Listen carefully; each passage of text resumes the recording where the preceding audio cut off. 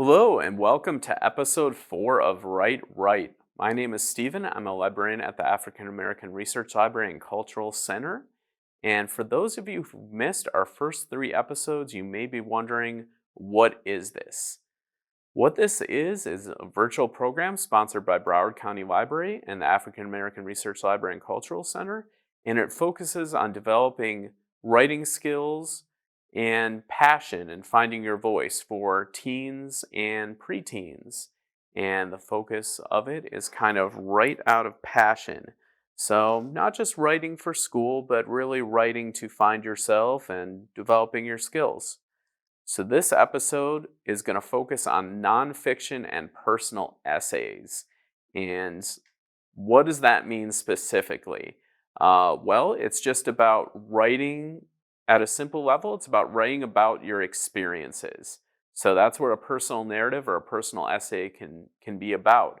Those of you who saw earlier episodes might remember the poet Dimitri Reyes saying, everything is material. So basically, anything in your life can be a personal essay that you can write about, or just nonfiction. You can write about a subject you're passionate about. So Jason Reynolds and Ibram X. Kendi are writers, and they together wrote a book called Stamped: Racism, Anti-Racism, and You. And it's about racism in the United States going back to from 1619 until now, and essentially how you can work to fight that racism. They gave an interview on The Daily Show, and there was a really good quote from it that Jason Reynolds said that I'm going to read to you now. And what he said about the book is, but I'm also trying to make sure we're working with the realities of young folks, which is an overstimulated world, right? I can't compete with cell phones, video games, YouTube, Fortnite, and all these things that they have going on with their lives every single day. My job isn't to compete, though. That's a silly and futile argument. My job is to work with those things by creating multiple stimuli within the pages of a book. So basically, what he's saying is it's sort of a map for a way that nonfiction can be entertaining. Is just find a way to have those facts, have that information in there that can still stimulate and excite readers. And you can do that with your writing as well about nonfiction. If you find a subject you're really interested in and passionate about, you can do it in those little digestible chunks that keep it interesting for people to read. And as usual, I've got the link to that interview with the two of them on The Daily Show, which is pretty interesting. I also have a link to Jason Reynolds' Write, Write, Write playlist, which is a series of YouTube videos that he did on the Library of Congress YouTube channel. And they're all 1.5 or 2 minute writing prompts where he just focuses on different tips and different ideas to get you writing. Like I've mentioned before, he's the national ambassador for young people's literature. He's written Long Way Down, All American Boys, the Track series, a whole bunch of really good award-winning books. So yeah, definitely check those out. All right, the next slide here is kind of gets into more of the nitty-gritty of writing a personal essay. So this slide features Roxanne Gaye. She's an award-winning essay writer and novelist. Again, writes more for adults.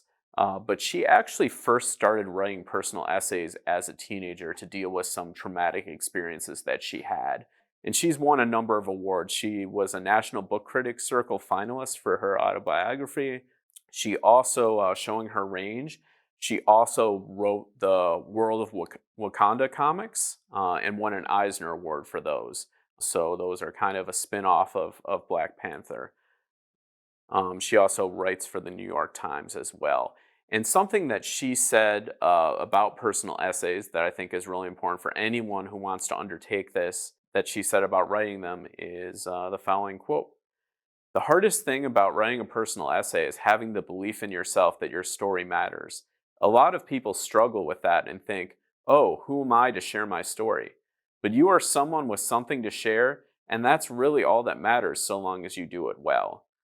So I think that's a really important thing. You might think again like, oh, my life's not very exciting, or I haven't experienced things, but you do have something to say, And that's what she's saying out there, because she kind of grew up, she experienced some pretty traumatic experiences growing up and kind of was able to write about them. And that was able to help her deal with those experiences and really find a better sense of self. So she has a few tips. She actually did a Skillshare called Write Your Personal Story. And there's a YouTube link to it there. There's also Skillshare is a platform where there's different lessons in it. And you can get a free trial of it and do that. And that's where, but that YouTube video is kind of a preview of it. Some tips that she mentioned in there that are important for writing personal essays and writing nonfiction is, the first one is find a specific purpose for telling your story. So essentially, why do you want to get this out into the world? And I think that's a good idea with both writing and also conversation as well, because sometimes if you're talking to someone or you're sharing a story, you want to have some reason you're doing it.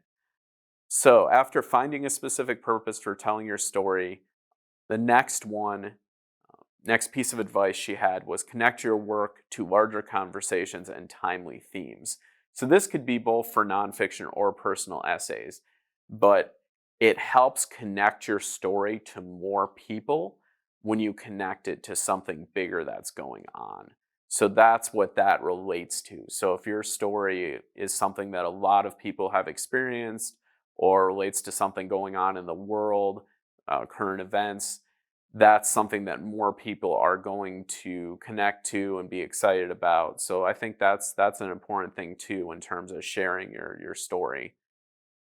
The next one is more for nonfiction, but can also work with personal essays as well, depending on how much of number two you're doing there in terms of connecting your experience to current events. And it's conduct crucial research to support your work. So that's super important for nonfiction and can be important for personal essays. So you want to make sure you're doing the research and finding facts that back up what you're saying and getting the facts right. So again, that's really important for nonfiction. Now, going back more towards personal essays is navigate personal memories to write your truth. So that's kind of finding those memories, finding those specific things that are going to mean the most to your overall story. So sometimes you have, say you wanted to talk about a lot of things happened when you were a certain age or in a certain year. You're not going to include every single thing that happened necessarily. You're going to navigate through those memories to find the most important things that kind of get to the greater purpose and truth of what you're trying to write. And finally, last but not least, and this is good advice for any writing you're doing, write and revise your final work. So revision and editing is important. You can always go out there and just get it all out as quickly as you can, but you need to go back and look at the flow, look at the organization of what you're trying to do. All right, moving on. The next slide we have is Stephanie Newell.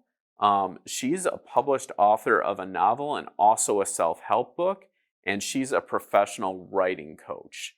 So some of these are going to be more bigger tips if you're looking to actually get your work published, but I think all of them are also useful just for writing nonfiction and writing personal essays. The first step she mentions is not reading your genre, and that's for nonfiction. So say you wanted to write about basketball, nonfiction about basketball, you're going to want to read a lot of nonfiction books about basketball just to see what other writers have done and also what people are interested in specifically, or even if there's something people haven't been writing about that you find interesting, you might want to go for that. But just the more you're going to read, the more it's going to help you in that area. And again, that can help you even if you're just writing for school or writing for your friends or your family. It can be something that's interesting to them, that you can find a way to connect to them by reading a lot in that area. The next one is not having a clear and concise vision. Actually, what she said was not having a clear and concise vision for your book. These are actually, the YouTube link is up there. These are 4 common mistakes beginning writers make in nonfiction.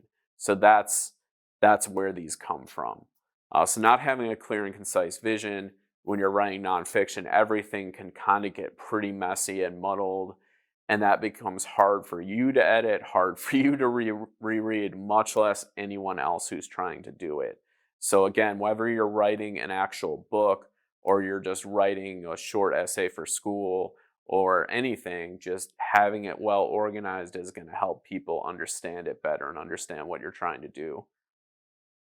3 is not writing an introduction. That kind of relates to the organization, because if you're writing to be published, people will want to know, who are you?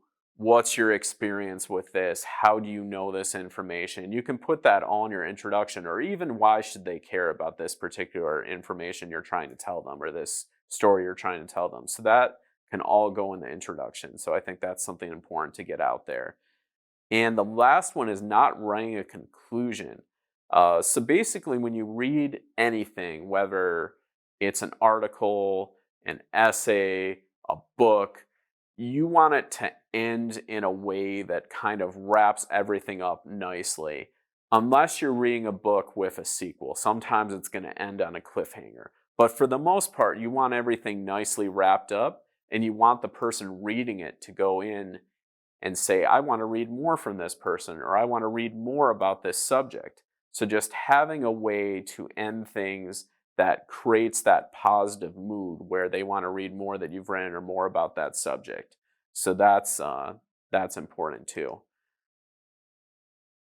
All right. And as I've pointed out in every episode, we have a lot of great resources. Even though as I'm recording this, we're not physically open, we have a lot of great online resources you can use at broward.org/library. And some of the ones that I put there are resources for ebooks: Access 360, Libby, Overdrive, Hoopla, Comics Plus. You can find that on our website under Quick Links. And yeah, so you can see right there. And on the right, you can see our new app, Communico, which is for Android. So you can go to the Google Play Store and get it for free. Link up your library card to it, and that's how you can download and check out ebooks. The good thing about ebooks is that even if you don't necessarily have Wi-Fi where you live, as long as you go somewhere with Wi-Fi, you can download it and then you have it. So even if you don't have Wi-Fi at home, as long as you download it in a place that does have Wi-Fi, you've got it. The other good thing is that you get them for 3 weeks and then they go away, which doesn't sound great, except you never get fined for them. So even if you forget about them, they go away. You can always go back and download it again. And as I mentioned, writing nonfiction, something Roxanne Gaye mentioned, you need to do your research. We've got a lot of good resources for research online. So if you go to our online resources and you click under the subject headings of history, genealogy, biography, and social studies, you've got a lot of good resources there. One of them is Newsbank, and you're going to see newspapers throughout history, all these different newspaper archives that you can find online using that resource with your library card. Another thing is Daily Life Through History and the African American Experience. Both of those, you're going to see a little note that says you need an NSU e-card, which is from Nova Southeastern University.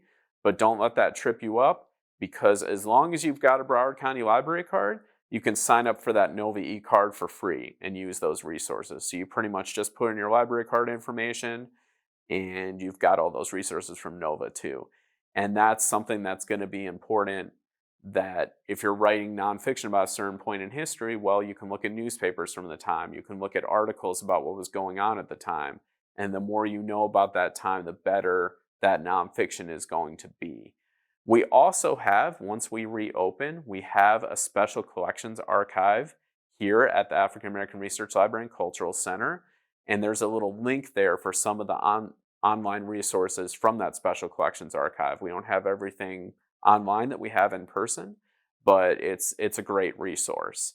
Our library specifically, not everybody knows this, but we're actually one of only 4 public libraries in the whole country, and the only one in Florida, that has an archive dedicated to the African diaspora.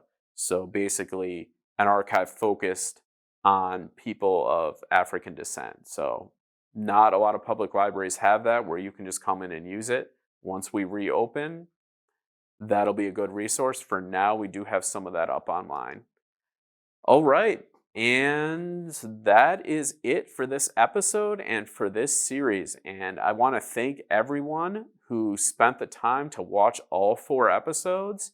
And I really hope you got something positive out of it. Even if it's just bits and pieces, that's great. And if you come into the library, definitely say hi.